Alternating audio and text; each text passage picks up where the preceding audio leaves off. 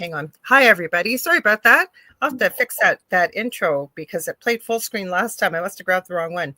Anyways, you are listening live to the Angel Rock on UFO Paranormal and United Public Radio Network. You can listen to us on 105.3 FM out of Mississippi and 107.7 out of New Orleans, Louisiana. Who's not playing nice already? I'm telling you, these guys, we're having fun producing tonight. So hopefully you can see us on Roku, guys. This show's called, like I said, The Angel Rock. I'm your host, Lorilei Potvin. I am a Canadian psychic medium, crystal Reiki energy healer, Akashic Records practitioner, spiritual teacher, and mentor, if my mouth will work. I'm an animal communicator, well-versed in near-death experiences, having had one myself as a toddler, and I've studied them professionally and personally for over 40 years. I am also extremely well-versed in the paranormal. I always say we didn't go looking for it. It found us. We've shared our story on the Travel Channel's Paranormal Survivor in season 4, episode 9, called Demonic Hauntings. And I think I said this. If you guys think I'm being distracted here, I got all these things flashing at me as I was talking, so I apologize. I think I added too, I'm working on animal communication. We have a great guest. Most of you, I don't think, have met her because she came on right when the show was new, almost well over 5 years ago, I think. So I'm going to get to her bio in just a minute. We always get the housekeeping out of the way. You got Z-Sun Dragon, or Kevin, his muggle name as we call it. He says, hi, Lorilei. Hi, Susan. Heidi Gold is here. She says, hello. So what else do I want to tell you? Speaking of Roku, hopefully it's going to play nice. So far, it's not, but we shall see, because we have a TV channel for the network over there. How you can find it is you're going to go to the channel store. You're going to type in UFO space P as in paranormal. There's a drop down list, and we're about the third or fourth one down, and you're looking for UFO space paranormal and United Public Radio, and you can watch us on TV. Now, if you like what you see, please like, share, and subscribe, and tell all your friends and family. There really is something for everyone on this network. I think we're almost up to 40 live hosts on the network, and it's not all UFO and paranormal. We have people talking about all different types of topics. We're always adding new hosts with great shows. And when we're not streaming live, the archive server kicks into the last 25 plus years the network's been around, and randomly puts up shows from present shows, past shows. So we actually virtually are streaming live 24 hours a day. 80% of our audience is audio only. So if you want to join in the conversation, because if you've been to the Angel Rock before, or my second show on Thursday night I do with my very good friend and amazing Angel Channel and medium David Hansel, The Thing at the Foot of the Bed. It's 7 p.m. Eastern Standard Time here on UPRN. Both of these shows are very audience participative, and we'd love to have you join the conversation. So if you can't see the video, you won't be able to comment. So how you can join in and comment is you can head over to my Facebook profile. It's public, so you don't have to send me a friend request. It's under Lorilei Potvin. We're streaming on the network's YouTube channel, which is UFO Paranormal and United Public Radio Network. I had to think because we have a secondary channel, but we're not streaming on that one tonight. And we're on my YouTube channel, which is the Angel Rock with Lorilei Potvin. We are streaming on the UPRN Twitch page, so please feel free to join in and join the conversation. We're streaming on the Angel Rock. Sometimes they go 2 hours, sometimes they don't. But you guys, your comments are separate, so I got to flip back and forth between the pages to see it, and I will try and include you. Or just come and head over to YouTube. It's usually the easiest. We're also streaming under Mystique 1508. I always say it's not a stripper name, promise. That's my Rumble channel, and it's actually my old username. It's from X-Men, believe it or not. We're gonna try TikTok again in a few minutes. We'll see how that goes. Cross your fingers for us. And let's see. I think I remembered everything here. Thankfully, I'm going to read Susan's bio here. So give me a sec. I got to go all the way to the bottom. I'm all set here if it wants to behave itself with me. Okay, so Susan Plunket is a writer and psychologist in private practice in New York City. She received her doctorate at the New School for Social Research in 1989. Her first book, When Every Breath Becomes a Prayer, reflects her interest in Jungian dream analysis and people who have experienced a numinous as a result of emotional pain. She believes that we are part of one vast web of consciousness, and I agree. Her books, Mission from Venus and The Wanderers on Earth, I think that's the one you came on my show with, The Wanderers on Earth, reflect this belief as they explore the fantasy worlds of the fifth and sixth dimensions. In her latest book, what we're going to be talking about, Paranormal Perspectives, a Jungian, I can never say that word properly, understanding. Thanks for holding it up, Susan. A Jungian understanding of transcendent experiences. She shares her own paranormal experiences. Welcome, Susan. I'm so glad to have you back here. Thank you for having me. I'm going to play with TikTok. So, good. That'll be fun.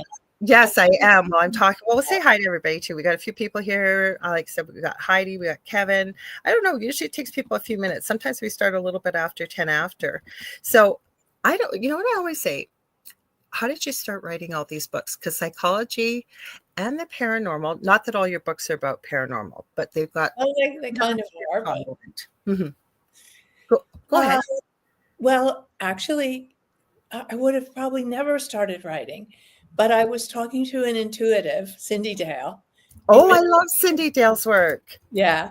I was on the phone with her about 10 years ago, or maybe more. It was 2012, however many years ago that was, talking about something else. And she said, it's below zero in Minnesota. And I'm burning up because they're telling me that, yes, it's fine. Be a psychologist if that's what you want. But you were born to be a writer. And you're not writing, and they just really want me to tell you that. And I was like, oh no, I can't do that. It's enough being a psychologist. And I resisted it, but she had just plugged it into my mind. And then my own guides started in on me about do it. And I got a message from my father, who's on the other side.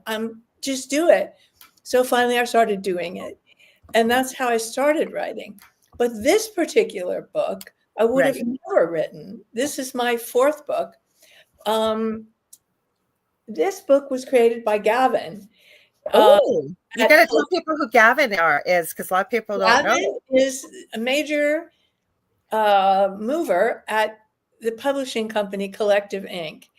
And he's the head of marketing, but he's also a great writer. And has had many paranormal experiences. And he said, we should have a series called My Paranormal Life, where I get 5 or 6 authors to each write the story of all their paranormal experiences. And you can see it. What he calls the series is at the top, Paranormal Perspectives. Right. It's the perspective of, right now there are 5 authors, including Gavin. Okay, who else? Because Gavin sends me the most incredible people, and I always give him a shout out. So, who else has joined you? Do you know? Gavin, and then there's only 2 books out so far. Mine is the first one out. Okay. The second one out is One Big Box of Paranormal Tricks by John Fraser. I was just talking to him. I'm trying to get him on. I think he's going to. Oh, he would probably love to come on. His book just mine came out October 1st. His came out October 31st for Halloween. Oh, wow. Okay. Gavin's will come out in the spring. Then there's one I believe about ghost hunting, and another one about life after death. But I'm not sure of all the 5 yet. But Gavin will be sending all 5 of his little group. Oh, he probably will. I'm booking into March right now. Wow. And I'm very happy about that. But in a way, because I have my finger kind of in a whole bunch of different areas and topics, there's a few people that I'd love to have on kind of like while the topic is hot sort of thing. And I'm talking about, I do follow true crime, especially when it comes to, giving people who have been the victim of something like that a voice, or being able to help. Say there was a lost person that people are searching for and stuff. But, by the time I book them in March, I certainly would hope somebody would have an answer by then. So, yeah. Great. So as soon as I saw your name, I went, oh, yep, I don't need to see anything. Yep, we're having season 1. How wonderful. Anyway, so Gavin gets all the credit for this book because he said, write about all your paranormal experiences. So I sat down with the paper and I started listing, and I came up with 19 paranormal experiences. I would have never thought that I had that many in my life. And after I gave the book into the company, I thought of 2 more, but I was too late because it was already set. But anyway, starting before I was born, when I was deciding to incarnate with a twin who didn't come. Ooh, okay. She stayed back. But then a few years later, when I was a toddler, she became my imaginary friend, Sophie. Let's talk about that then. But Yeah. before we go to the imaginary friend, most people I know, I would think would know, but they may not, depending on where they're listening from, because Jungian is from Oh, Carl right. Jung. So why Right. do you look at it from that perspective? I wanted to ask you that for people that Oh, are yes. working Thank up you with for that. that question. Because I'm a psychologist, and the Mhm, way that I work mhm, is with Carl Jung's principles, mhm, um, which is basically the most important thing for him was to integrate your unconscious, mhm. your intuition, your unconscious, your dreams, your visions with your consciousness. It's Okay. a little different from Mhm. mainstream psychology. Carl Jung he hated to be called a mystic, but he was a mystic. I think he hated it because Freud called him a mystic after Yeah, well, their that would have certainly created problems. after their bromance ended. Mhm, Um, then Freud was not happy about that. mhm, So he called him a mystic, but in fact, he was a mystic. He regularly talked to invisible beings. mhm. He created an exercise so that we can all talk to our own invisible beings, our own inner aspects, all the people in our own unconscious and the collective unconscious. He just works for me. I So spend my what would be is it a long process or a quick trick that people could sort of, not a trick, a technique that people could look into to utilize for themselves? You mean how to contact their inner world? The best Yeah. way is dreams, Okay. and everyone dreams 5 or 6 dreams a night. At least, yeah. But we don't remember them unless we practice, unless we suggest before we fall asleep, going into that liminal space, those theta waves as you drift off. I'd like the gift of a dream, dear unconscious, and I'd like to remember it. That is the best way to see the people in your inner world, the beings in your inner world. But if you want to do it when you're awake, yeah, well, you can sit in a chair, but I lie down on my back. I Right. just lie down on my back, breathe, just put myself in a light trance through breathing, just shutting out the visual world, because Right. the visual world anchors us in this dimension, Yeah. but all the other dimensions are right here, but Thank we you. block them out. We block them out because our design, our physical design, our eyes, our hearing, and everything keeps us focused only in this reality. But there are many realities all against this, and every reality is in the one mind. So what happens when you die? Nothing. You never left the field. Thank All you. this Thank you for saying that. all this is a simulation for Mhm. us to have experiences. I call it a school. It's a It's school, and we create like, and where people get into issues with this, and I'm sure you might even see it in your own work. Not that I would ask anything personal, but I know that being a nurse myself. But what people don't realize that once you start to dig into these more deeper core principles, that we actually create the world that we're in. And the easiest way to explain it to people, I say, is we're like a radio antenna, if you will, or a radio. And the frequency that we're putting out there is what we pull into us. So if we're able to change that frequency or raise it, we start having more positive, and we yeah. start to realize that's how we can manifest what we want. But people get into issues, especially if they've had a very difficult and tough life, and they hear this. I always say hearing it with their human ears, thinking that the blame is being put on them because you're having these experiences, rather than looking at it from, what can I learn from this? What can I take from this and help move forward in life? Mm-hmm.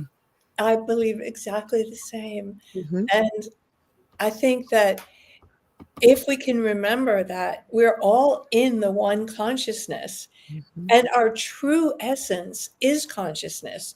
Our body is this temporary thing we're having for this life, but simultaneously, we're having many other experiences, maybe in different bodies, maybe just pure energy.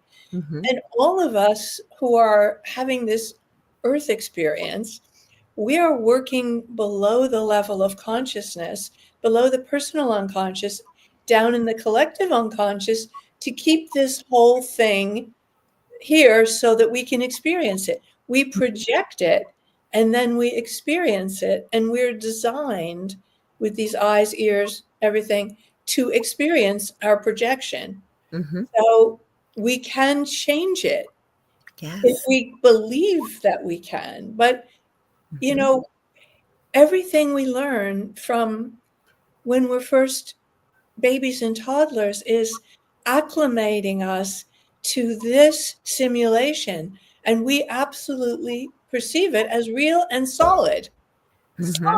like solid hand. But actually, even physics tells us we're mostly empty space. The computer's mostly empty space. The table's mostly empty Look space. who's here. He never pops in. Hi, Hi, Gavin. Karen. We were just talking about you. Yeah, were your ears burning? We were just talking about He's so you. clever. How does he know how to do that? He's so clever. Just amazing. I had him on and he had all kinds. He's over in Wales, you guys. This is a gentleman in the chat on Facebook who sends, and Gavin, I shout you out many times, sends me the most fantastic authors. Susan's been on before. We've been having fun talking about this. And what I wanted to add to what you said, I agree 100%. And as I understand it as a collective, we have agreed that the things that we perceive to be solid as a collective, because if you think Yes. about it, right, if we weren't all joined it via one consciousness, imagine what each person would design and create. And if you saw some people seeing things as completely, I can put my hand through a wall, through a door, or I'm not solid, I'm just lots of empty space. Can you imagine? There would be no order, right? So we've all agreed to many of these Well, things. we're having this experience, and many people are afraid to incarnate. That's what happened with my twin, where Well, I'm so glad I was going to bring it back to that. So please continue. where I start the book. We're in the before. We're in the life between life space. Mm-hmm. We've decided to incarnate as twins. We're energy. We're just pure energy at that point. And we're going back and forth between the life between life space and the mother's body, Okay. creating. I'm so glad you said that, because Spirit shared that with me, and people say, because that's a big question. When does a baby become a baby? Is it in the womb and the consciousness and what? But we're still a free, and even as a newborn, I think we are. I'm getting ahead of myself, but go ahead. So you guys were Up until the way I've understood it, up until you're on Earth for 2 years, you have the free will to totally leave. And maybe that's what a lot of crib vets are, because what happened was, and I knew this from my mother, that she was having twins, but then she lost one twin. But she didn't lose her. Sophie didn't want to come. She was afraid. She said, I know like great masters who fear to take on flesh over their light. And also they lost my heartbeat in the 8th month. Oh my goodness. Because I didn't want to come without her. But then I did come. So then I was born, and like all babies, I couldn't see, because, they can see maybe the mother's face. We have to learn to use the mechanism. We don't know how to use our eyes and ears. We don't know how to operate this little body we're in. It's terrifying. And but as I got old enough to walk and talk, then Sophie came as an imaginary friend. And I talk about the things she tells me, reminds me. And this is where the Jungian part comes in. Like she says, don't forget that you are not just your body. Don't forget that you have an eternal self. You have your number 1 and your number 2. Those were Jung's first conceptions when he was a child. He would talk about his number one self and his number two self. Okay. Later, he called them the ego and the self, capital S, the S being his eternal being that always was and always will be, and that knows it didn't leave the field, that we're all in the field. Mm-hmm. But we experience life on earth as separation so that we can have, as you call it, our earth school lessons, so we can learn to love, even though we've been separated out. And we can feel very scared. I think I was terrified as a baby and a toddler. And Sophie, being my imaginary friend, really helped me. You know what you've done for me by explaining this to me or sharing this? And I've never shared this on air before, and I never hide things. I'm very honest. I was always told I'd never have children. So I always say I won the lottery twice having two boys. They're all grown-ups now. But with my eldest, I was on fertility drugs and I was going for ultrasound. And there were two eggs. I know there was two eggs. And I know practically the minute I conceived. And then like within a day, I was sicker than a dog. I had a nursing student in the car. I was able, when I hadn't hurt my back and I was driving down the highway, I said, oh my God, I think I'm going to pull over. I'm going to be sick. I knew by 18th day of pregnancy, I said, either I'm dying or I'm pregnant. I am. I went for the blood test and it was still too early. They couldn't tell. But the whole point is what you just shared. I never did have twins. I had a very difficult pregnancy with both kids, but my eldest, I always say that he had the terrible twos the first 2 years of his life. I could not put him down. I had to carry him everywhere or he would scream and cry. He would not go to anybody. You just explained so much. I'm covered in goosebumps. You just explained so much, because what if there was supposed to be that twin that did not come and he was terrified? Heartbroken and terrified. Because, babies are not ignorant. No. They have consciousness. They just don't know how to use the body yet, but they have a high consciousness. And so connected to if you will, the one consciousness connected to the other side. And because for the first 7 years of life, children are constantly just in theta because they have so much to learn. That's what healers used to heal.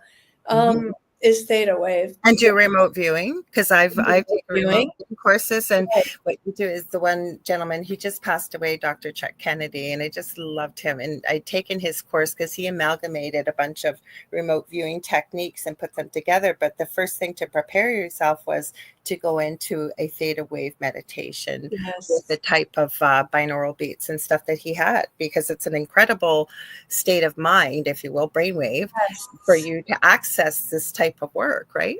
And we learned so much in that first 7 years. When my sister, who's now dead, my younger sister, was 6 years old, she reminded me of something I had known when I was littler. I mean, she was 6, I was 11, but we would do remote viewing together.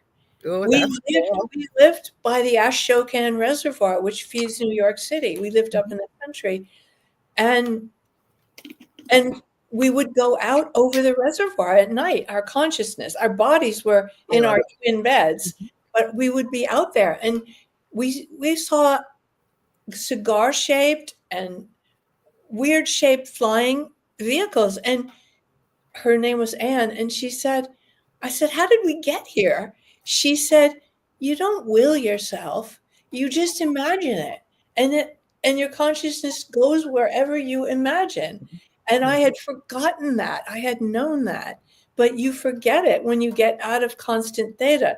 But she was still always in theta because she was younger. And it was amazing to have her keep me closer to that longer than I would have. And as a reminder.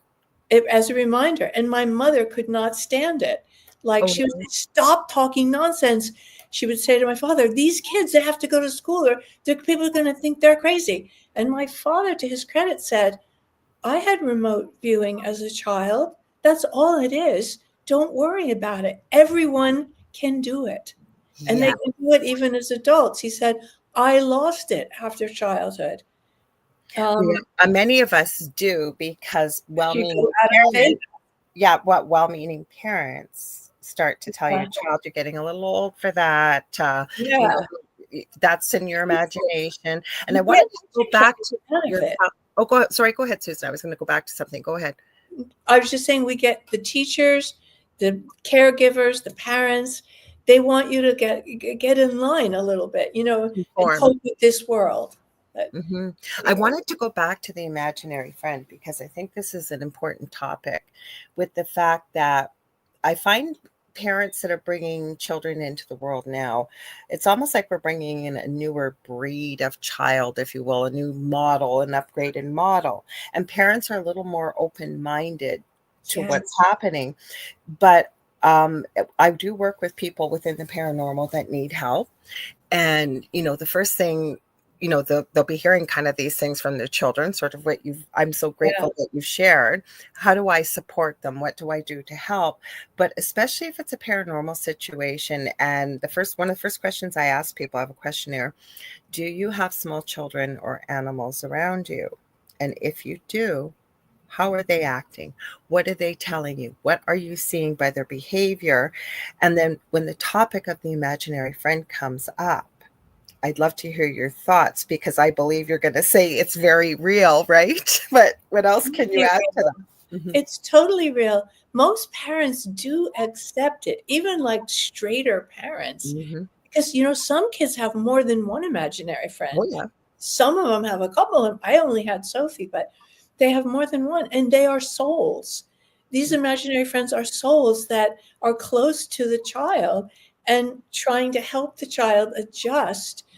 And often they're discovered because the child will say, don't sit on my friend, or no, bring the boat back to Mm-hmm. the pier because you left him on the pier. And the parents have to row the boat back and get the imaginary But friend. what about, this is where I've seen it, not all the time, but say you have earthbound spirits that have chosen, for whatever reason, with their free will, to stay earthbound, rather than, as you called it, going to the in-between. Some people Yeah. call it heaven, source, whatever it may be.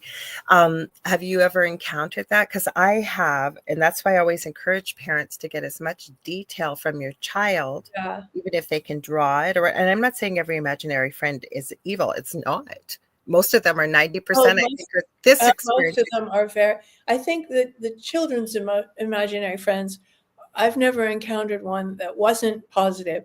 The earthbound soul that I've encountered in my practice as a psychologist, Mm-hmm. attached, one man came in with one attached. Mm-hmm. They can be persuaded to cross over because they're not growing, staying attached to another consciousness. And Absolutely. they can cause that consciousness to have their addictions or their issues. So I only personally had this one experience, and we did help her to leave him and cross over. And there is an old-fashioned book on this about this doctor that was, his medical students were working with cadavers, and they realized that there were other beings attached to some of these cadavers. And then he started a protocol because his wife was intuitive. She was psychic. She could talk to them and point them and request that someone come for them and point them in the direction of who was coming to get them. Because always there will be someone to come. I write about that a lot in the trilogy. Not so much, I don't think I write about that in this book. I write about imaginary friends. Mm-hmm. I write about preparing to be born, a lot about theta waves. One of the best pieces of advice, one of my friends that's been on here quite a few times, I should have him on. I haven't had him on in a while, Augie Nost.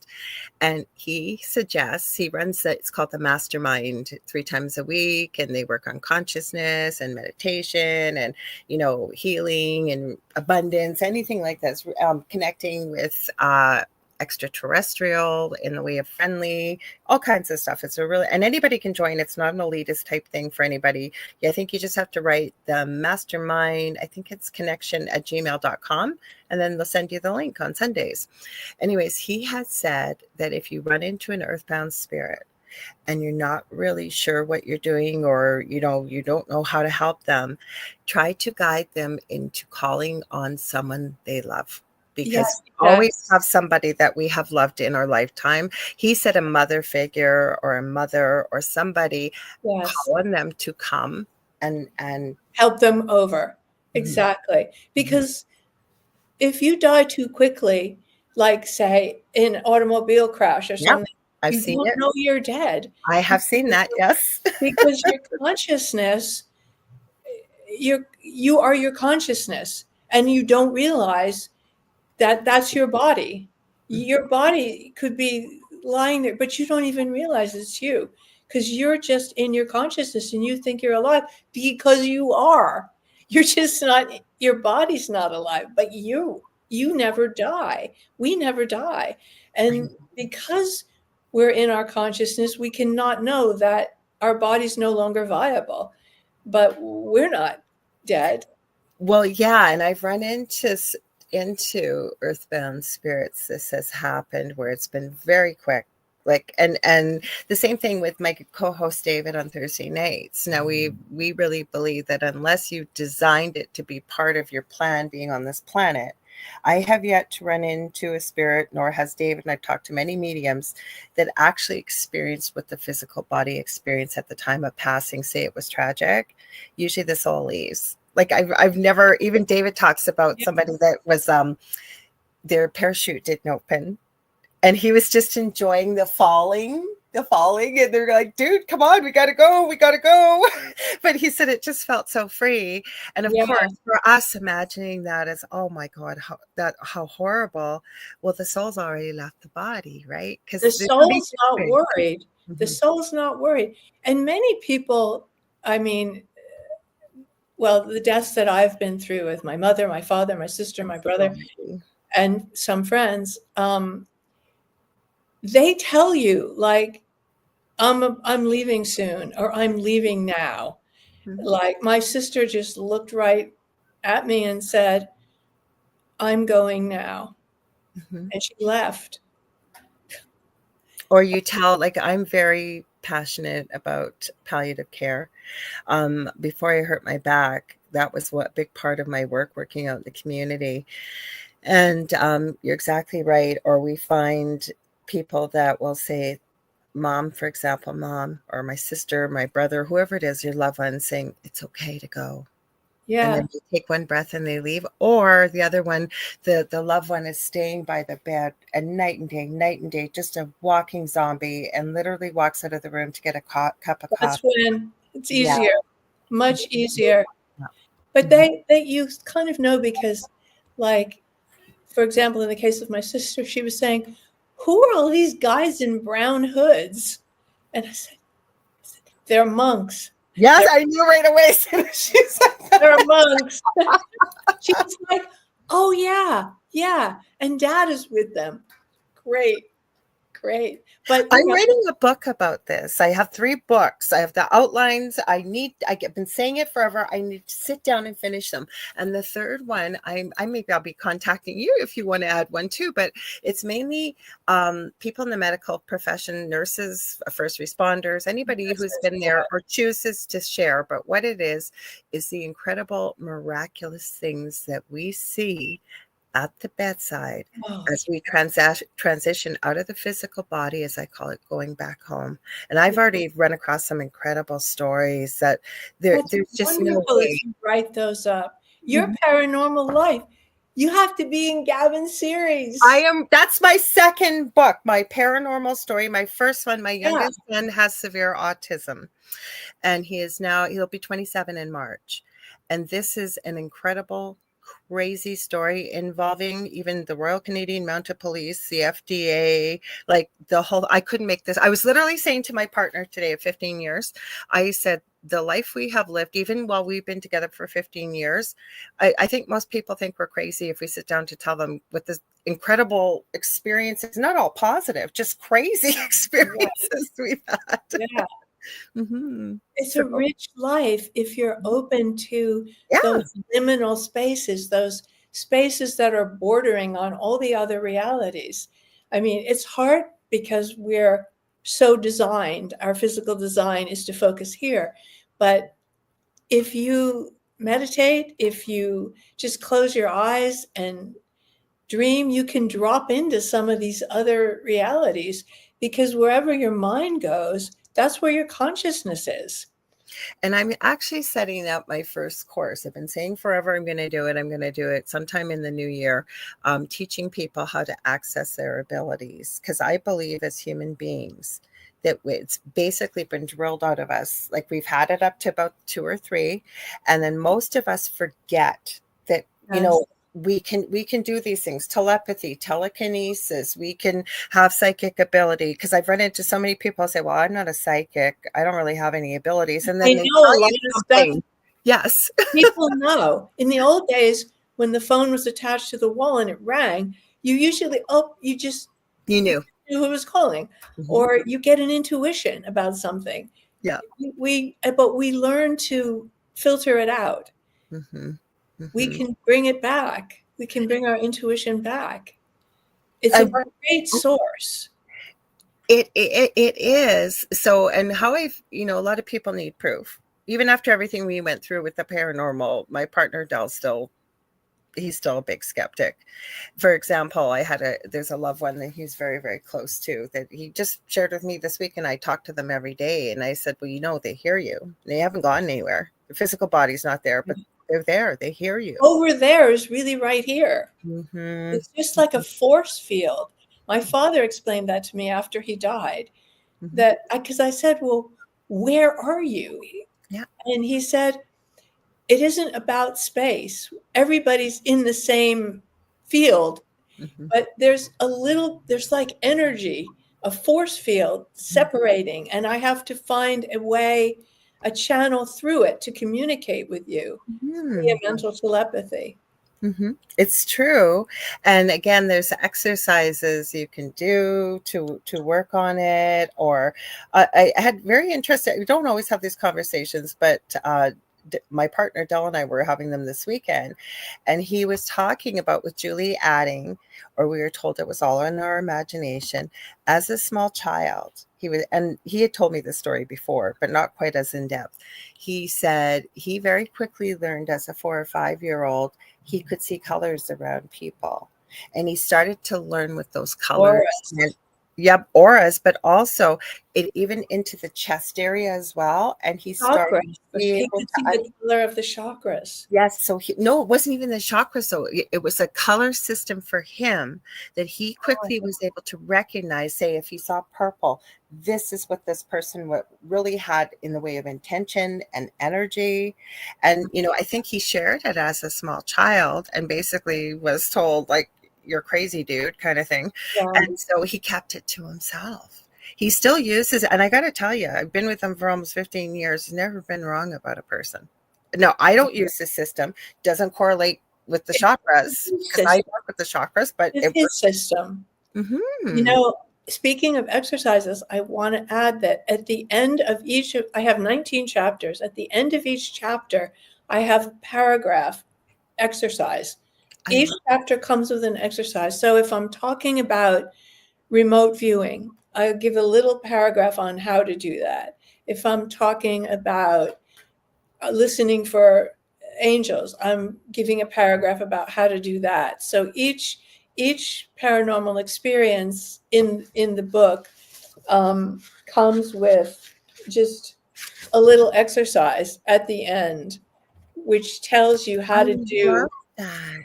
Which, you know, one is using the liminal space between sleeping and waking to contact your intuition, because you go into theta in that space. You know how you're laying in bed and you're drifting? The hypnagogic space, as I call it.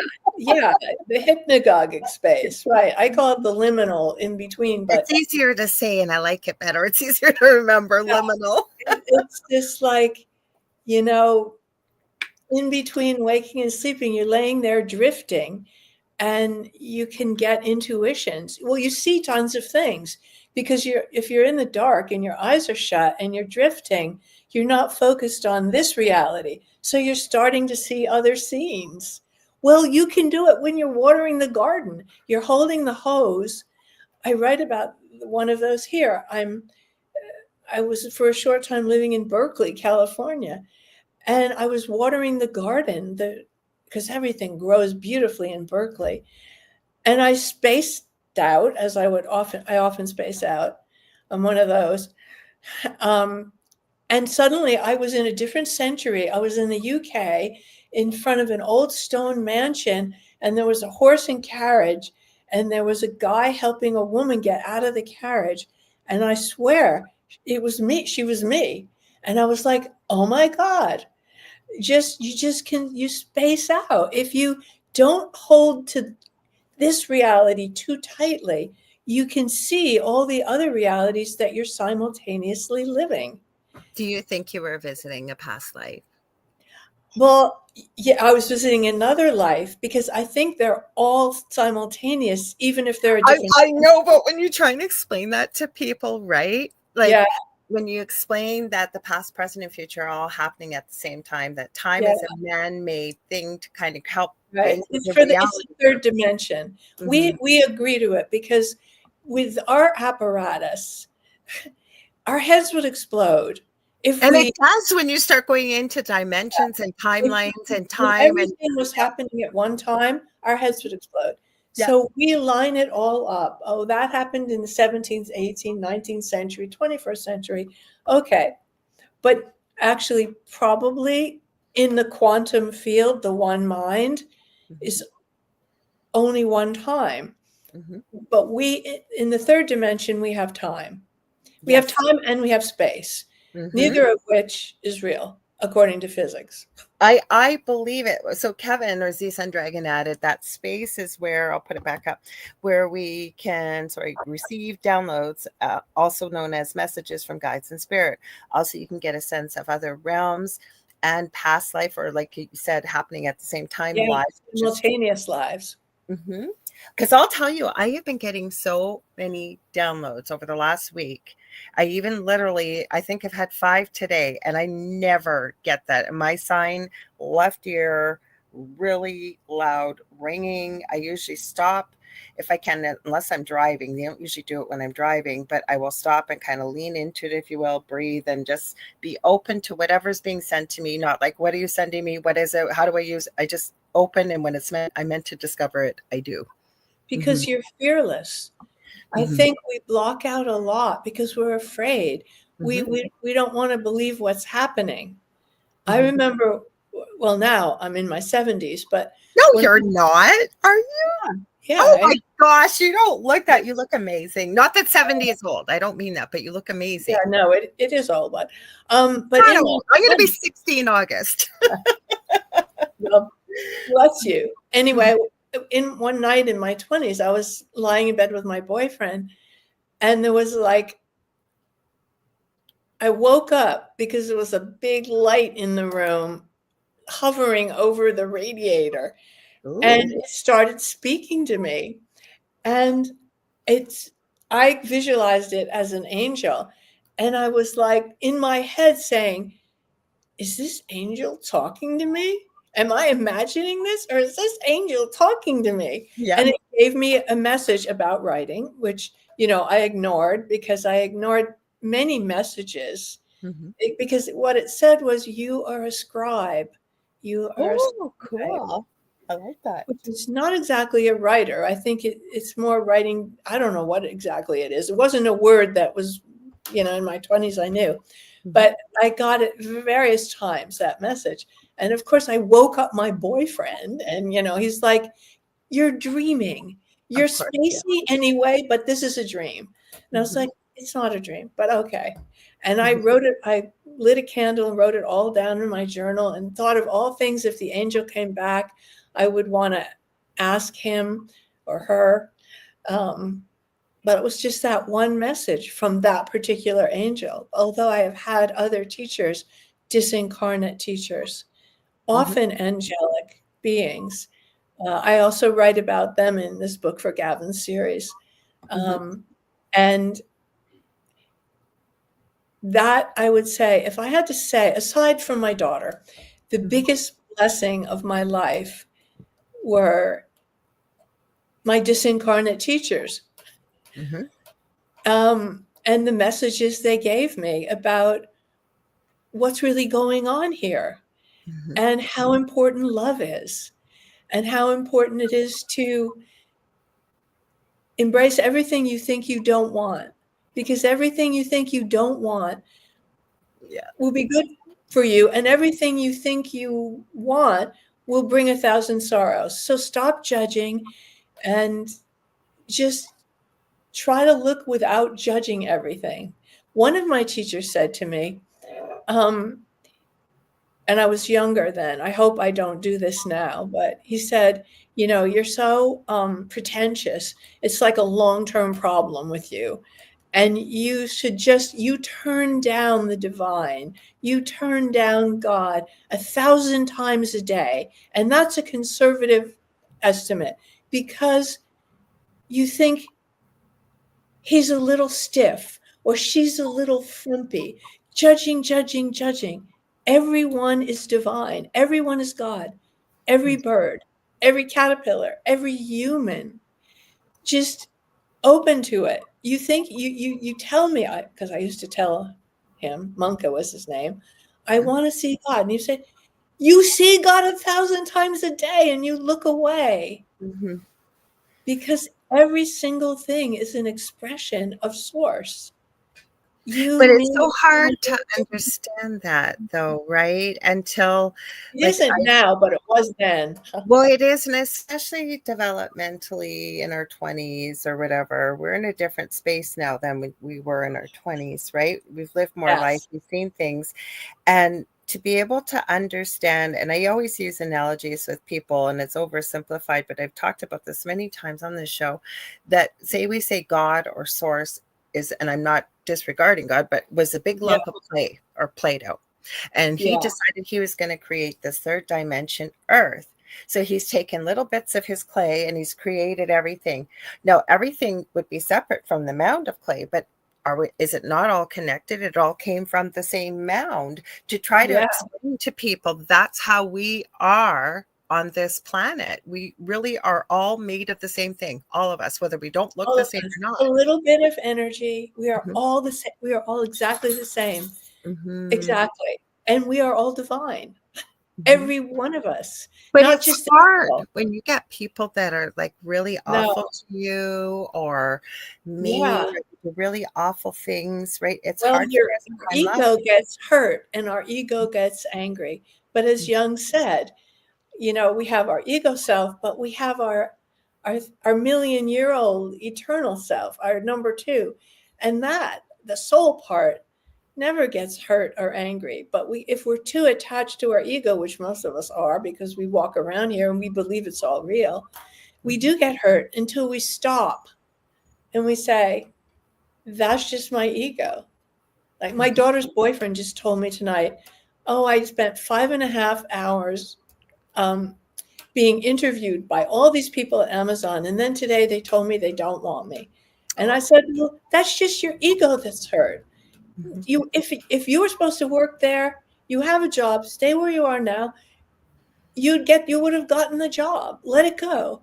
You have to let it go and think your eternal aspect doesn't give a damn about whether you get a job now. No. Only yourself, your ego that thinks, oh, that'd be cool to work there, you know. But we have to talk to ourselves and remind ourselves what's important. I had a good mentor, and actually, before I say this, Zizan Dragon or Kevin says, I like that judgment view, Susan. Thank you. And I had a mentor when I took my Akashic Records practitioner courses, and I loved what she said. And because you learn in this field, especially in the quote unquote light worker field, you must banish the ego. You must get rid of the ego. You can't get rid of the ego. The ego No. is part of who you are. The It all, ego is God too. it can help keep you safe, but what she taught us to do, and I love it, is to make friends with your ego. So, Yeah. for example, going into the Akashic records, that you within the headspace of your mind space, invite the ego to come along and be a curious bystander, basically assuring that if I really need you, you're right there, but I just want you to watch, kind of thing, and have that kind of that simplistic conversation, but it's still there because there's no way that you can separate the ego as much as No, people want to. You we can't. are two. We are two. The Mhm. other thing, the That's why other you like Jungian theories. I do. I do. I do because of the whole concept of the self, the eternal peace, and the ego.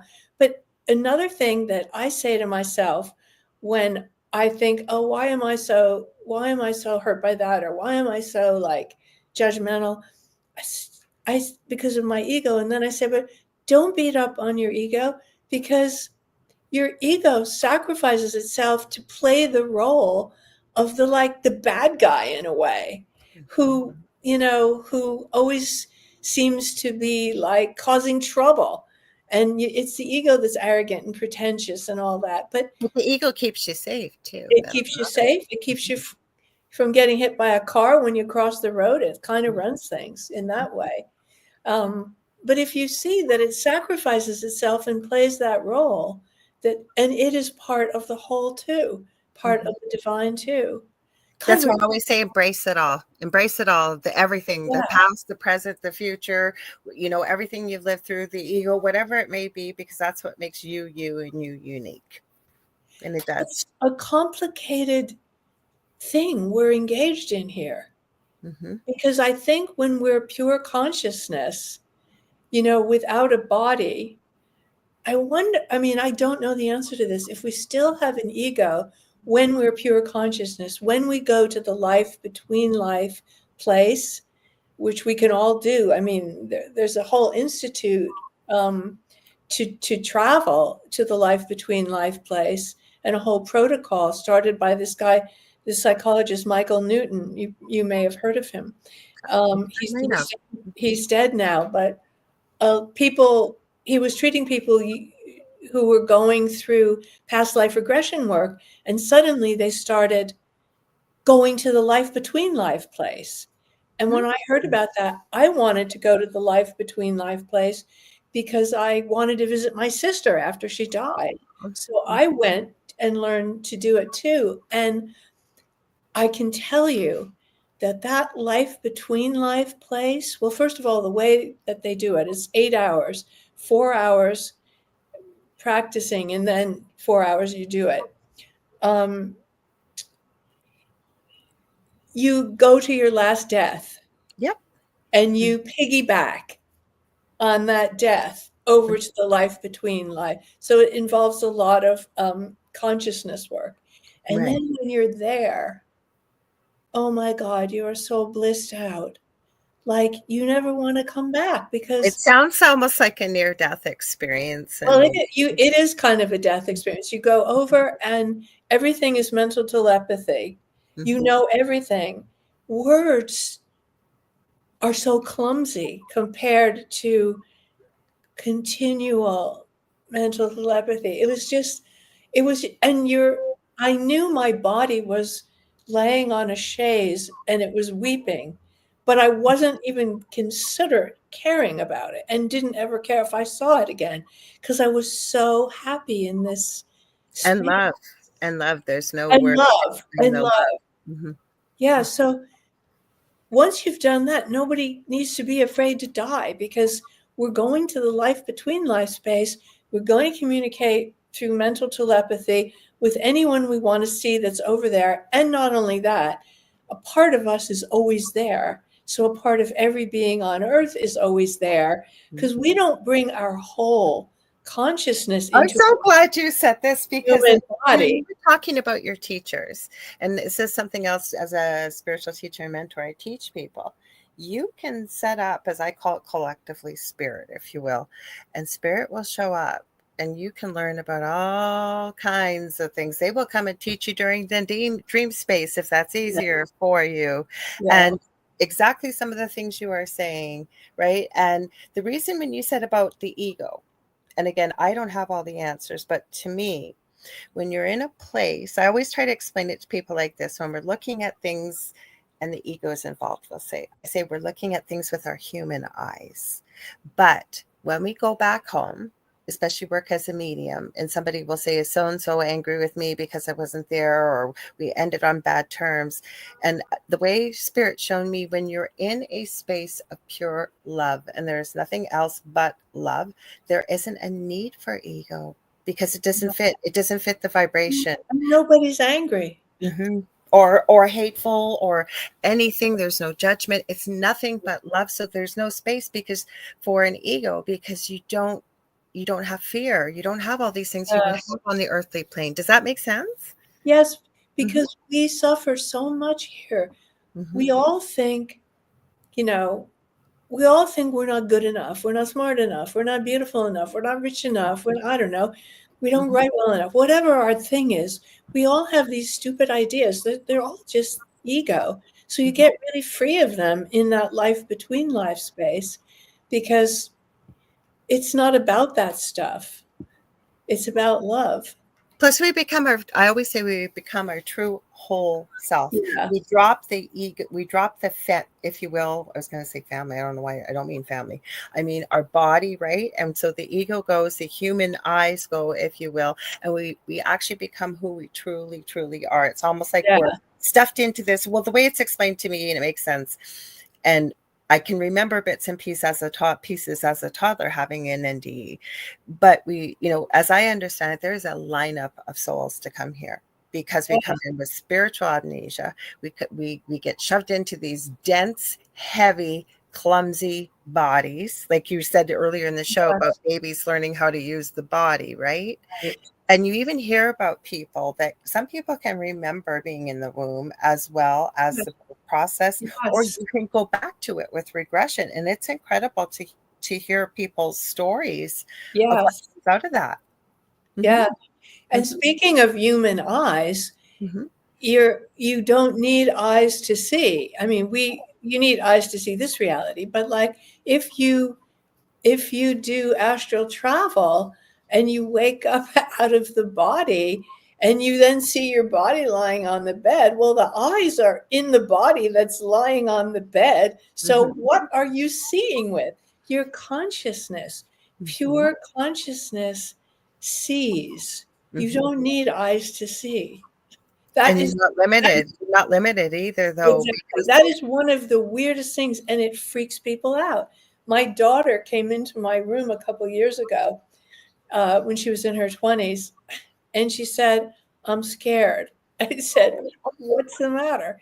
She said, I thought I was dreaming, but now I think it was something else." And we were in New York when she told me this. She said, "I was on an island in the Mediterranean in a cabana, and I was trying to get out of the cabana.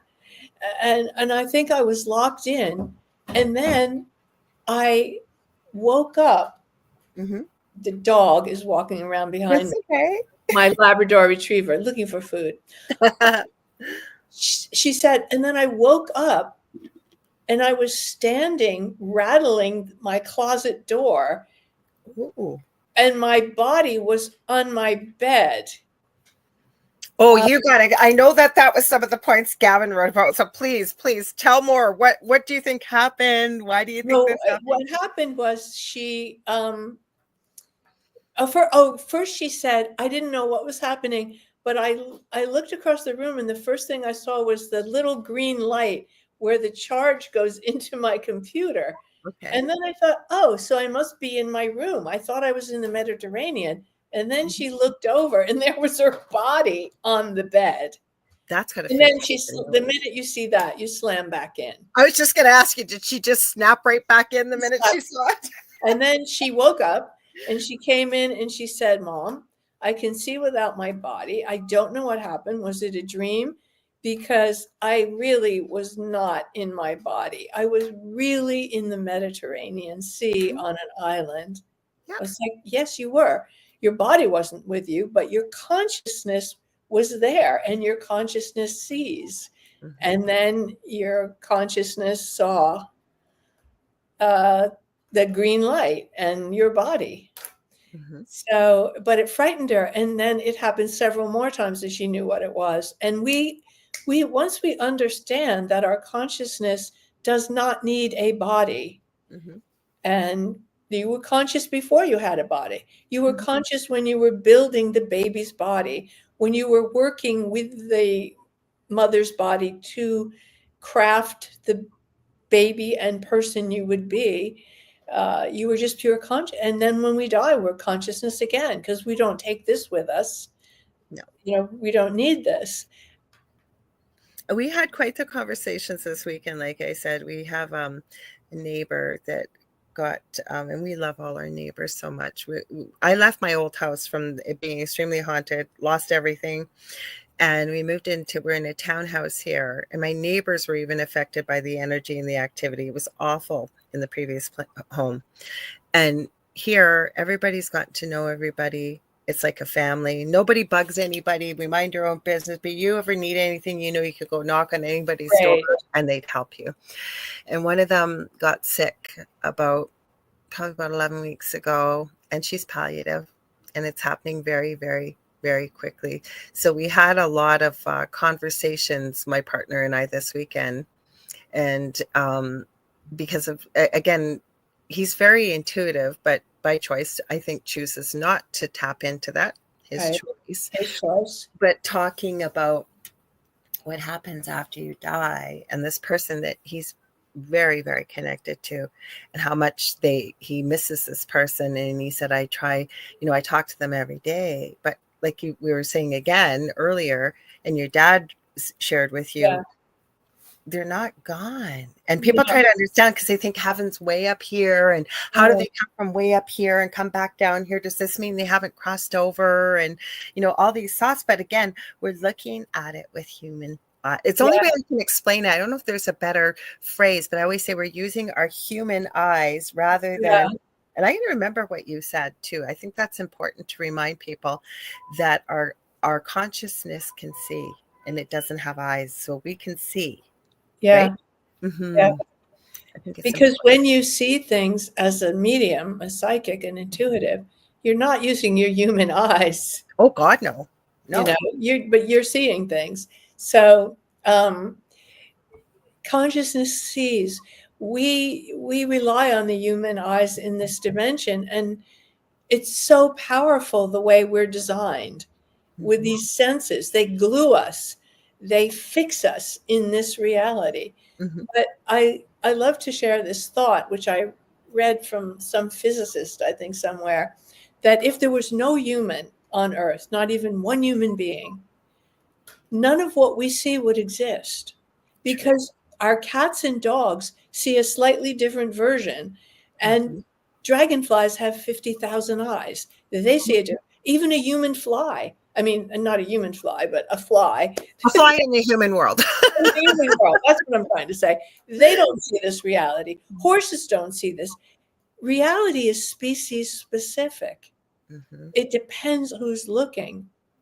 And I think that's the most fascinating thought, that we are crafting what we see because of the structure of our eye. And a different kind of eye sees a different reality. So therefore, what is reality? It is all constructed. Did you just hear that? Did you just hear that? What? You didn't hear that noise? I heard something, but I don't know what Didn't it was. it almost, I'm going to sound crazy. It literally sounded like angels, like it was like a note that went through. I heard a note, but I couldn't make a word. Oh my gosh, I'm covered in goosebumps. Sometimes I call it, EVPs, but I've never had anything like that. Did you guys hear it in the chat? Let us know if you did. I am literally covered in goosebumps. I heard it, but I'm always looking for the word, I guess, being a writer, but it was like a swoop or something. Okay, so that's exactly what Kevin said. I heard a sweeping noise. Yeah, and he says yes, he heard it. I don't know how. I just heard. I didn't mean saying yes. That's right. We're perceiving what we imagine, or what our senses, they're trying to say, yeah, maybe you guys understand something. Bravo. I love it. Julie heard it Oh, too. like a whoosh. Yeah. Yeah. Yeah. So, well, we'll have to mark that. What time is it? See, you know how fast I knew this was going to go fast. I still remember when you came on here when I was just starting out, and I knew we were going to have a fantastic conversation. It is already past 7:15. That's how fast it's gone by already. I wanted to ask you a few things that were in here from your book. So, this was interesting to me. It says, Kevin, you'd written, or I should say, Gavin sent me this from about your book. When you lived in Berkeley, you had a healing at the Berkeley Psychic Institute, during which you came under psychic attack. What happened?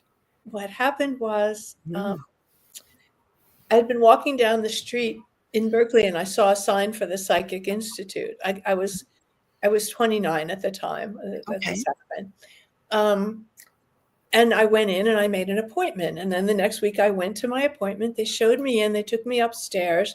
At that time, the Berkeley Psychic Institute was a great big 3-story house with a wraparound porch. It must be much bigger today because people go there to train. But at that point, it was wonderful, but approachable. And I was sitting across from a psychic, and she was telling me how open my chakras were, each one at birth, and how open they were now. And then when she got to my solar plexus, she said, there's a hook in your, a cord in your solar plexus. Someone's draining your energy. Some spirit or being is draining your energy. And she said, we can't, let's investigate if we can remove this. And she said, your higher self made this agreement.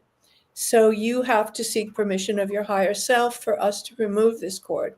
So I went into a light trance, and I asked my higher self, who I call Sonam. She told me that was her name.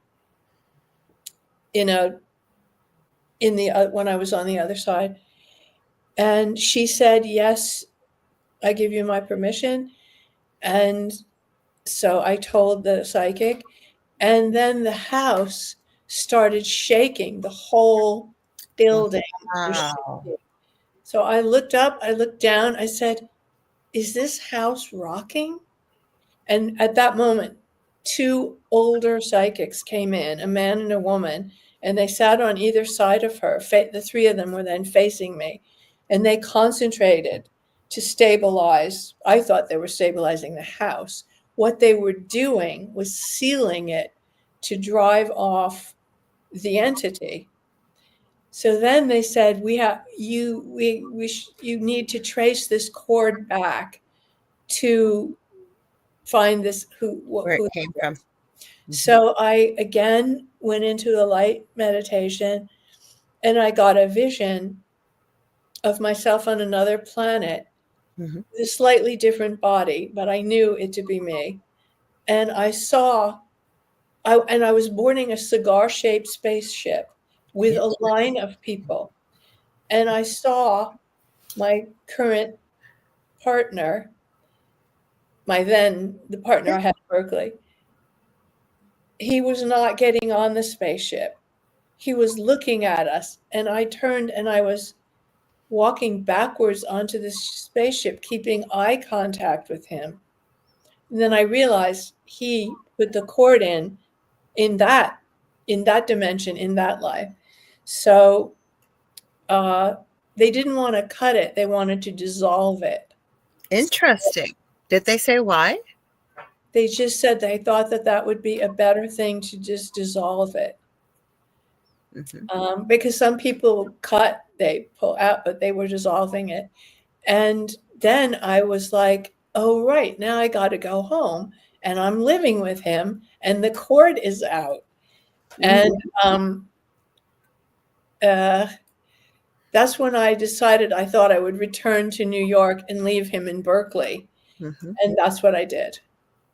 I came back to New York, and I started graduate school to become a psychologist. So I could see why. And it's interesting that you felt that pull and you went there, and this sounds like, oh, I was getting so much information as you were explaining this, and what I'm seeing is that,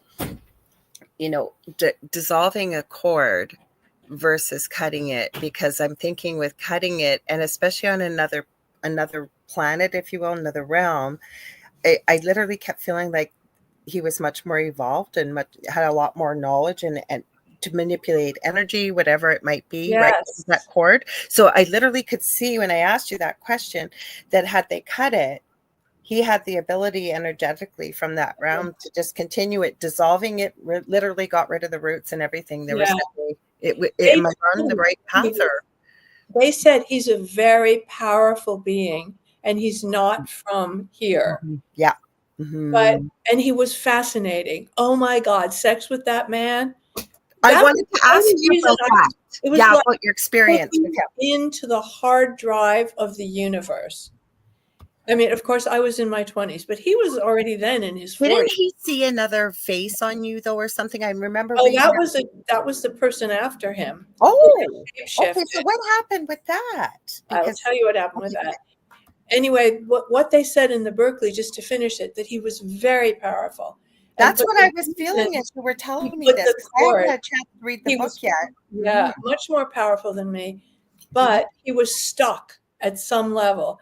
That's why he put the cord, even though he was more powerful. Anyway, so then I leave him. I come back to New York. I start graduate school to become a psychologist. Right. I'm at that point 30 years old. Graduate school takes 9 years before I actually become a psychologist. Okay. But in the early part of graduate school, I went to the Bottom Line to hear this group play.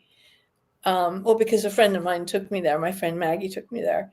But I had met this guy anyway, helping a friend move, who was a musician. And he had a mohawk, and he was just like, it was... He was a cool bad boy. He was a cool bad boy. So... Yeah. But I mean, he was a cool bad boy, but he was also a really beautiful soul. So anyway, we move in together 6 weeks later or something. When you're young, you just move in with whoever you're with. And that's how you experience life. It doesn't matter how old you are. If it feels right, you go for it. Anyway, and in the beginning of a relationship, you have a lot of sex because it's brand new. Yeah, so he was one night we were making love, and he's looking at me with some kind of weird face, but I notice it, but I don't want to ask. Not in the moment.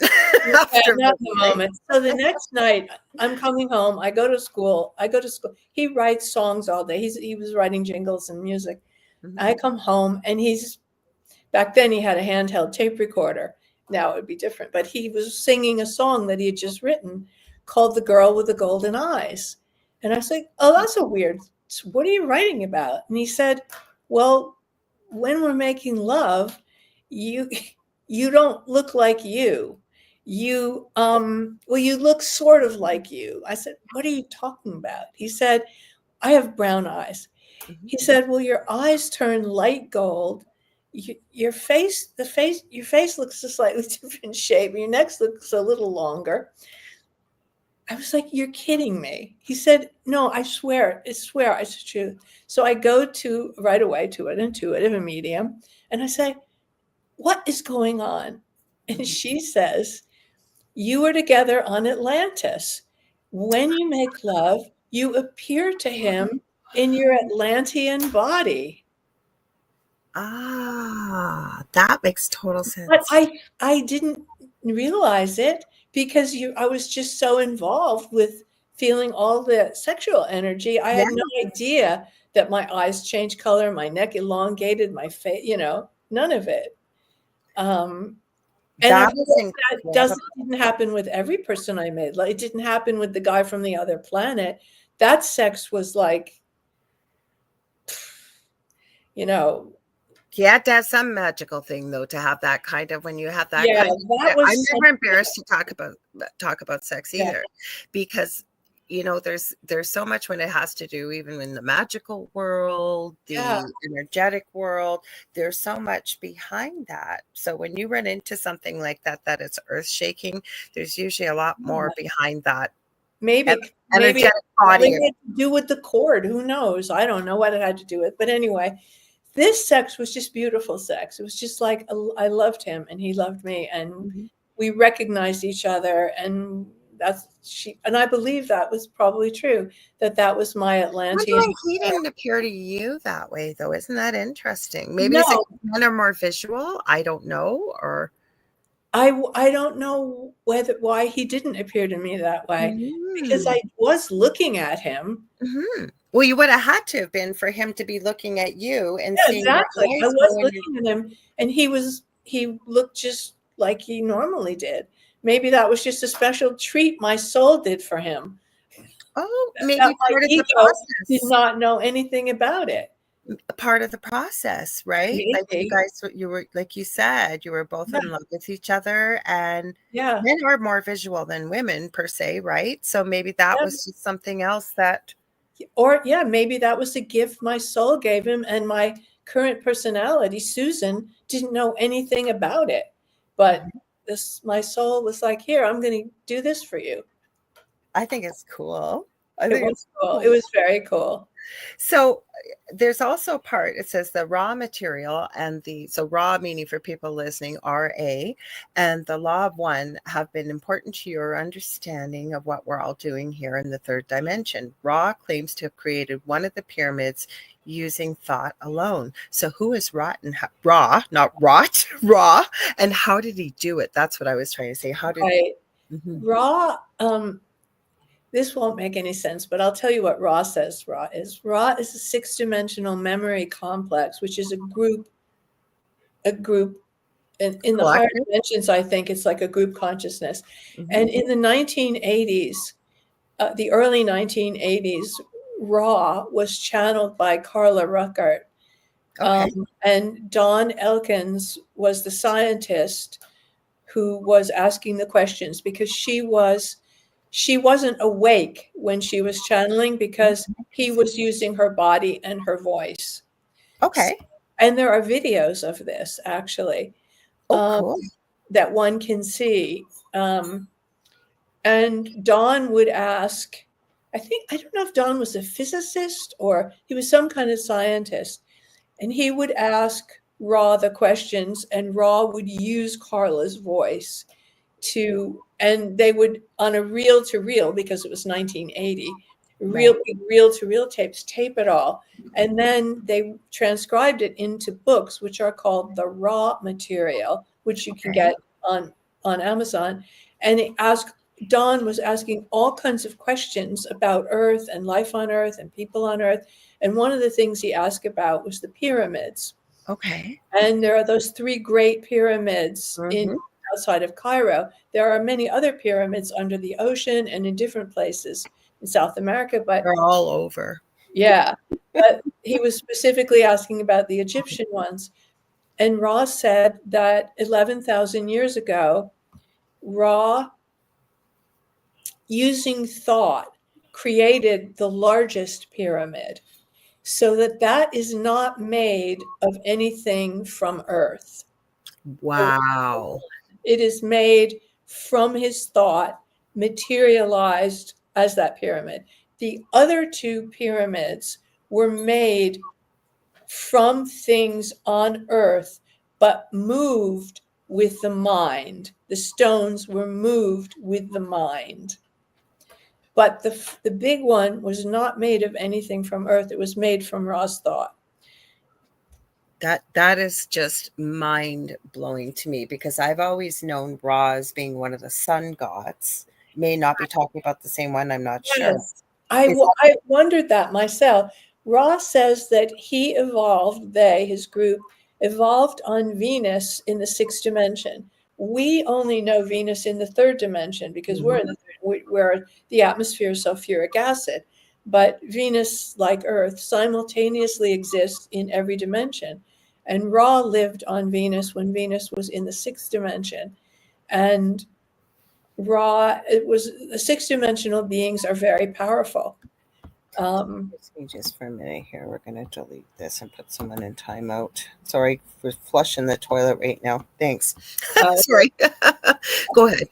Anyway, there's a lot of wonderful information, but one of the things Don Elkins asked Ra was, why is there evil here on Earth, and what is going on? And Ra said, human beings have free will. Mm-hmm. Some beings love the dark, and some beings love the light. Mm-hmm. And you can serve the Creator on either path. That is interesting. Up to a certain level. Once you get beyond the high 6th dimension, everyone must jump to the light. Everyone must jump to the light. So we're in the 3rd dimension. We have all this duality, rich and poor, high and low, old and young, dark and light, good and evil, because this is what the laws are in our thing. And I think that it continues in the 4th and 5th and the lower 6th. Ra did not know what was beyond the higher 6th because Ra was at the 6th dimension. But he was talking about the organization of the universe or existence as he knew it, that we are all in one consciousness. Ross, that's why it's called the law of one, because we are all one. We And are that makes all sense. the same energy. We are all in the same field. The number of minds in the universe, physicists tell us, quantum physicists tell us, is one mind. We're all in it. We're all differentiated out of one mind. All our little consciousnesses come from one mind. And Ross said, you can have free will up into the high 6th dimension to you advance on the negative path, the dark path, by service only to yourself. Mm-hmm. Stealing, cheating, lying, taking everything you want, limiting the other person's power. Mm-hmm. Taking power over another person is how you advance. The ultimate power to take over another person is to take their life. So Yes. that's how you advance on if you are one who loves the dark. If you are Genghis Khan, for example, if you are one who loves the light, you advance by service to others. Mm-hmm. You gain polarity and go higher dimension by service to others, whatever that could be. Mm-hmm. However, whatever service you add, whether you're serving dinners or nursing or doctoring or teaching or cleaning someone's house or creating a cure for a disease, all these things are service. So we have that choice. My mind is just going in circles because again, getting a lot of stuff from spirit. I've always been told that one is not better than the other, either service to self or service to others, but it's encouraged to gravitate towards love, obviously, right? So where I wrap my mind about this, and I always, in the beginning, when I've worked with people that have had horrible, horrible, horrible attachments. One case, levitating on camera, literally thinking about it afterwards a couple hours later, and I didn't know what I know now. And I'm not a religious person. I say I'm a recovering Catholic. And so what I was sitting there thinking the Our Father a couple of hours later, trying to make sense of what I had seen. Like, this person, one of the most beautiful people you'd ever meet, like a very loving heart, but had this evil attachment, could not say the word God, angel, Jesus, anything to do with positivity and a bit of a, like angel, anything like that. There's much more to the story. And she was an incredible mother, loved animals, rescued them. I watched this person hurt her child. He was an adult child, just with a look. He was rolling, I swear on my children's head, rolling on the ground, screaming, holding his stomach. The dogs, two little dogs, were yelping just with one look. And when you looked in the eyes, I literally said, God, I never, ever, ever want to look into something with that kind of evil ever again. And this person levitated on camera. It was just so terrifying. And that time, this was my old house way back quite a few years ago. And I tried to find somebody that was awake or, this was 3 o'clock in the morning for me. This person lived in another country. And I found someone. And I was grateful they didn't see the levitation, but they saw everything else and they weren't really able to help. So I got off the phone and I'm sitting there and it's about 5 o'clock and it was about 4:30 in the morning. And I get a message on an instant message app and it says, it's time. By this time I was angry because of what was being done to this person. So all I wrote back, for what? And nothing came. And then literally it was about 5:30 in the morning. And I remember praying in my head, the Our Father. I literally got a message almost within 10-15 seconds. Cut that SHIT out. I know exactly what you're doing and blah, blah. It just blew my mind. So here we are talking about, like, that's where my mind goes with this about the dark, because I've seen a lot of the dark. And I remember going to my Akashic Records practitioner after this. I was in the course still and asked her, why am I seeing all these dark things? Whereas I only always ever wanted to work in the light. And she did help me make sense of it without trying to pull ego in it. She just said, sometimes when there's darkness, which we have light and dark, the light is needed to be shone in the dark area. And she said that was sort of some of my work. So this is fascinating that you're sharing what light Ross. in the dark. You're finding the light in the dark. We don't defeat the dark. Find the light in the dark, because even the dark is the divine. Well, it has to come from somewhere. It's differentiated out of the divine. And it's tolerated. All things are tolerated. That's hard for people. There is free will in this dimension. All things are tolerated until the higher sixth dimension. And then to go all the way back, everyone has to jump onto the path of light. It makes sense, right? Because the way I've always been shown is like attracts like energy. And as we go higher up in the dimensions, the energy, the frequency, the vibration becomes higher. And it's almost like you're no longer a match. After maybe at the sixth dimension, you're no longer a match for it. So it really can't even exist for them. Yeah.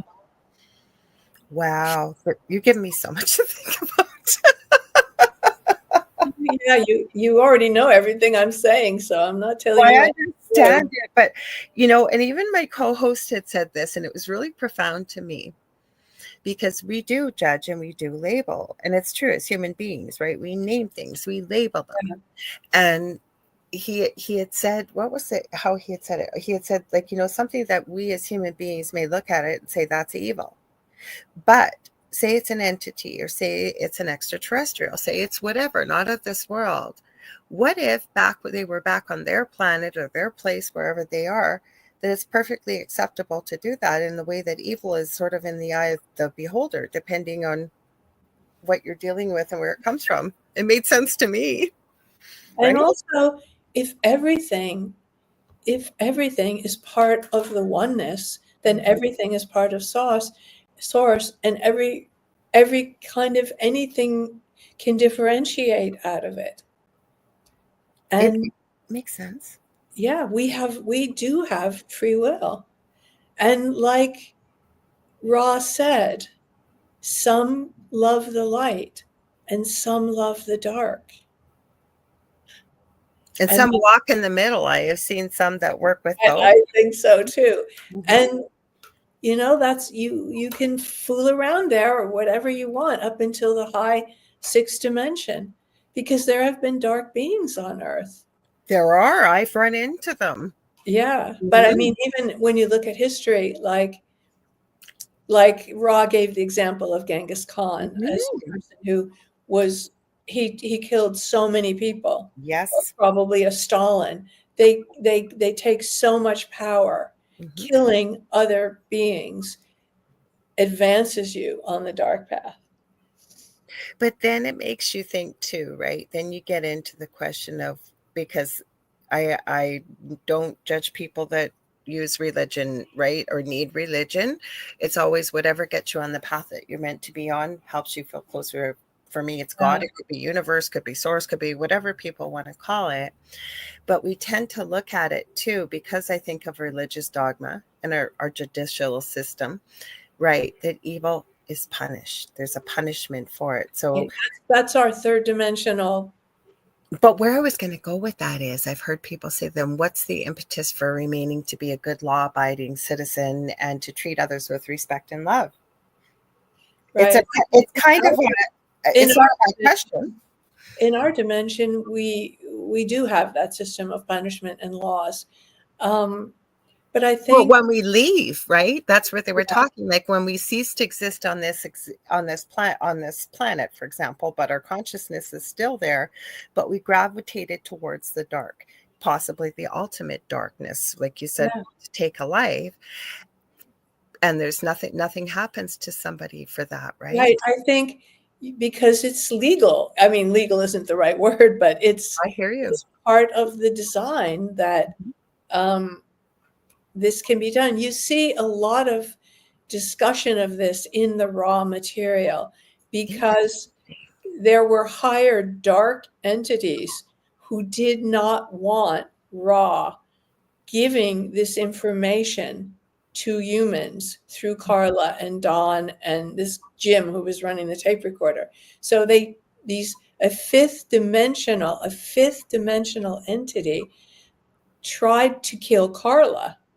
Oh my gosh, are you serious? Did not succeed in killing Carla, but did succeed in killing Don, and that stopped the recordings.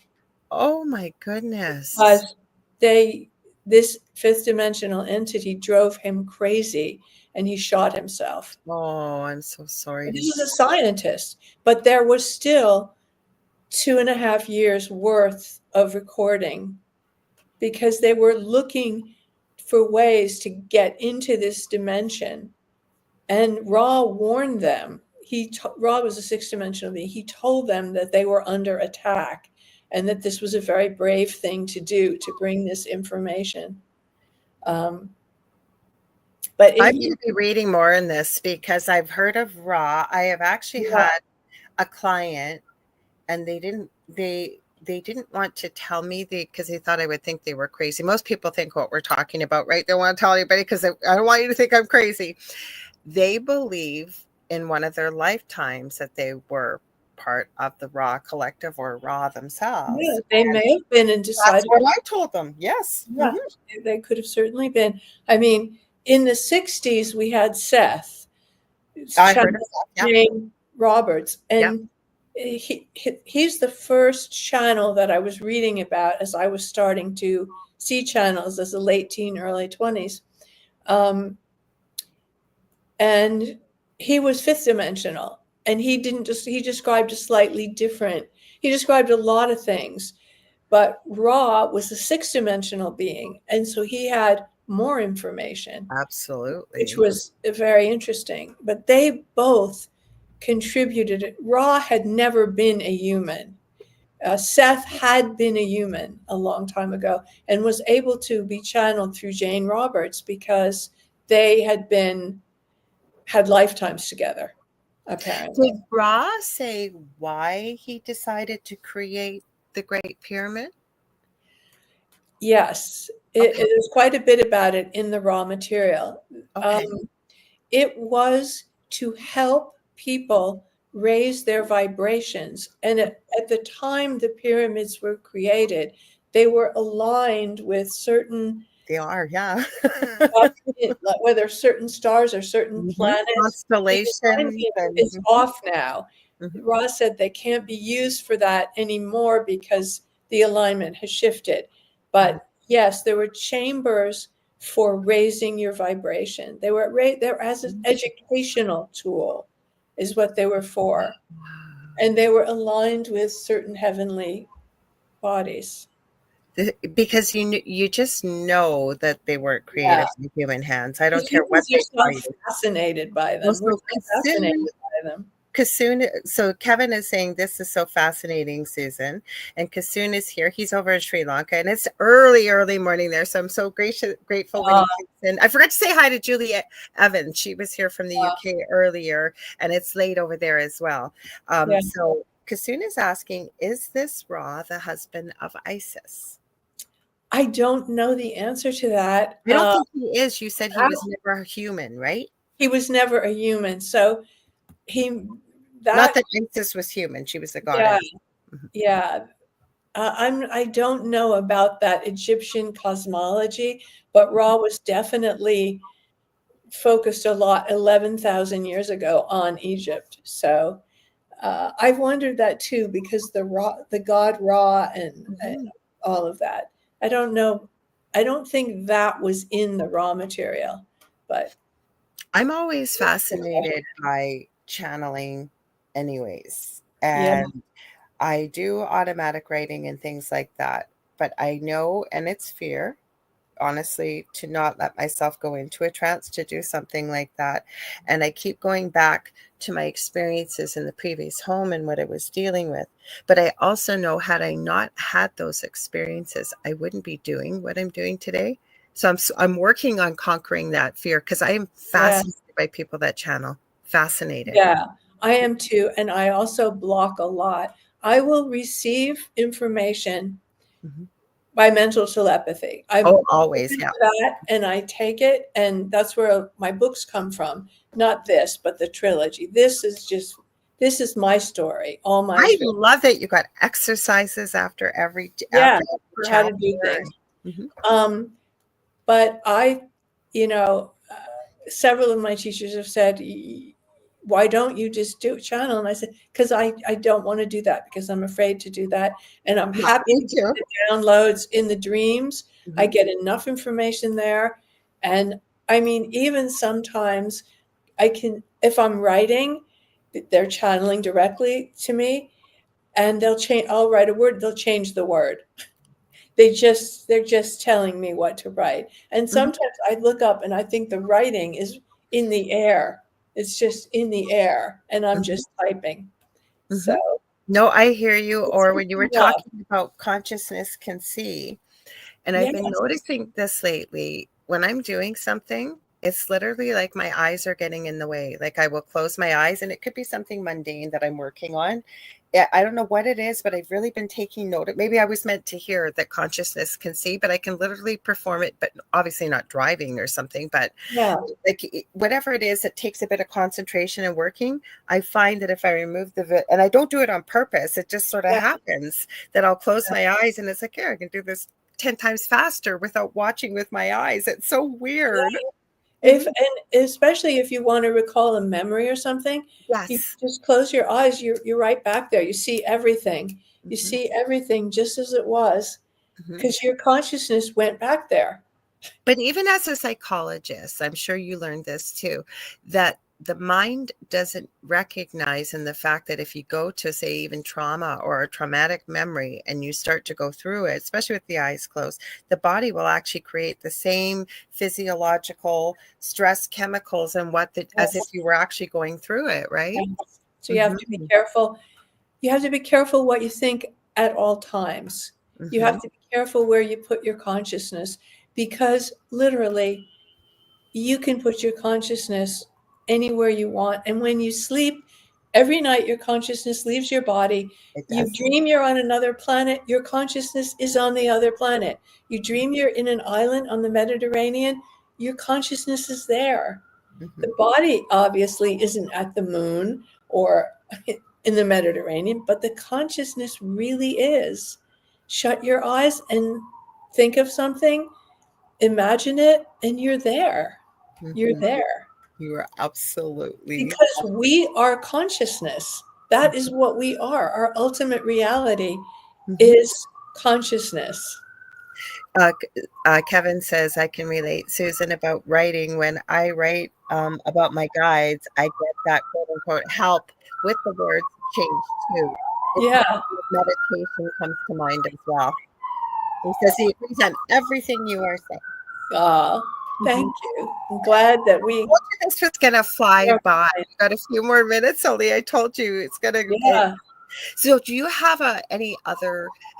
I know you've got many experiences in this new book, but is there one maybe that we haven't talked about that you want to maybe share that people? Because I want people to read your book. Let's see. I think we shared. We talked about a lot. Yeah, we talked about a lot. I did have one interesting one with a patient. Okay. Who came to me because she was an event planner. This was about 25 years ago. Mm-hmm. She was an event planner. Or no, it wasn't 25 years ago because my daughter was a toddler. Mm-hmm. Oh yeah, it must have been because my daughter's 30. Well, it was whenever. How did they get that age, right? My eldest is going to be 30 in July. Yeah. She came to me because she suddenly developed fear of flying after flying all over the world for years as an event planner. Mm-hmm. Now, that's not usually the way the onset of a fear comes. Mm-hmm. So I immediately said, before we begin, this is unusual. I just want you to go to this psychic I know in the West Village and find out if this is about a premonition or something. No, I don't believe in psychics. I'm not going. Okay. So we start working. I see her once a week for a few times. I'm sitting in my office after she leaves, and suddenly I'm just sitting in my chair, and I can't remember what's outside my office door. All I can see is a black ocean. And I'm like, what? What is, and I wouldn't get up and go look and see what was there until I forced myself to remember that it is not an ocean. It is a hallway, which leads to a closet and a door and the exit to the waiting room. Okay. So she comes in the next week. She says, I have to go to Zurich for an event, but my stomach is, and I'm like, cancel it. Don't go. We haven't cracked this. Do not go. No, I'm going to go. I'm going to be fine. So she goes, she gets on the plane. The night the plane takes off, I have the following dream. I'm in a light body and I'm above the ocean. And all these light beings are drifting up and I'm looking for her. Oh, and I see her and I go to try to grab her. And a gate, like an energy gate, knocks me back. Wow. I wake up. I don't go back to sleep. The next morning, my then husband brings in the New York Times on the front page. Flight to Zurich crashed over the Atlantic Ocean. No survivors. Oh, my goodness. And that's what it was about for her. And so then I go to the psychic in the West Village and say, why? And her name was Alexandra. She's now deceased too. She said, everybody on that plane, including the children, because children are often teachers. They are. Mm-hmm. They had an agreement to die on that plane for their own reasons. In the case of your patient, she was helping her family her soul, to try to become more loving, more spiritual, bringing them together through her death. Wow. Subsequently, I kept hoping you weren't going to say it was going to crash. Well, half of her family then came in to tell me how she'd visited them, how they could feel her hand on their shoulder. So that was an unusual experience. The dream was a very unusual experience, that I actually saw all the people on that flight up above and that I had the premonition of the ocean outside my door. Absolutely. So all that was a strange time. That would shake me. Would shake me, definitely. We are out of time. I want to tell you, though, Kevin just put down Aziz and Dragon. Amazing show and guest tonight, Lorilei. Please have Susan back again. Anytime. I can't believe, as soon as I saw your name, and I remembered when you were on the show before, because we always have these discussions. So Where can Well, people find you? What do you got they coming up? can, well, I have a website. It's called my name, Susan Plunket with one T, Mhm, .com. It's Plunket, one T.com. And my books are listed on it. And mhm. I guess that's all. And all my books are on Amazon.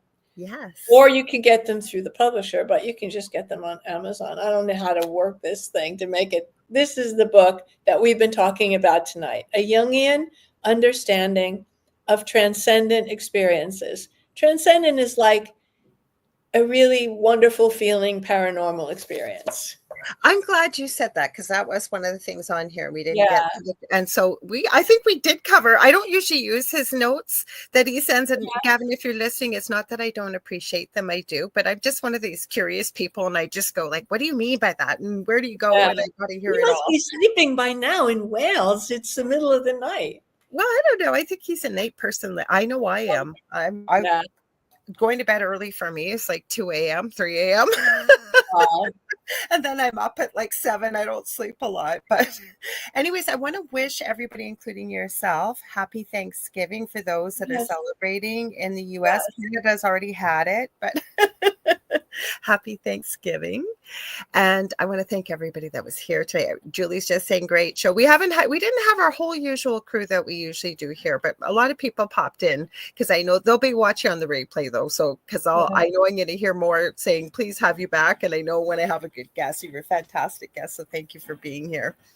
Oh, thank you for having me. It was awesome. And I want to tell You you, have a happy Thanksgiving too. okay, well, thank you. We had Thanksgiving in October.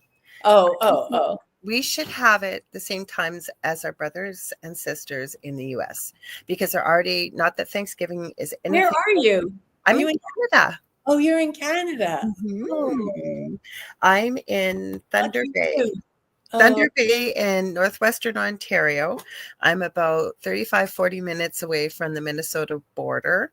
And I am about 6.5 hours north of Minneapolis, Minnesota, if that Wow. makes sense. Yeah, no, I can picture right where it is. There you go. So you guys, I'm trying to find my note on here. Give me 1 sec. I got to find it here. I wanted to tell you guys, I know who it is. Stay tuned, you guys, if you are enjoying listening to the programming, because we got the Light Gate coming up next with Dolly Saffron and with Preston Dennett. And so I hope you'll stay tuned. If you ever want to get a hold of me, you can get a hold of me on facebook.com/The Angel Rock. As they say after every show or at the end, I'm working on a domain name website. When I get the course that I'm working on that I talked about earlier, sometime in the new year, I'm also going to be adding all my resin pieces and stuff I make. So it'll be all under one umbrella. So I always forget to tell you who the next guest is. Maybe I can find it as I'm wrong phone. See, I got all these devices while I'm producing, just in case one of them goes down. I can get right back on here. Who have we got? You know who we have coming on next week? I'm glad we checked.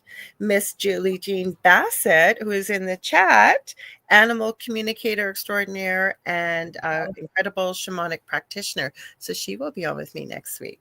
Also, don't forget, I have 2 groups on Facebook, Paranormal University for all things paranormal, the Angel Rocker Tribe for more things spiritual. I also have the thing at the foot of the bed with David Hansel and Lorilei Potvin on Facebook.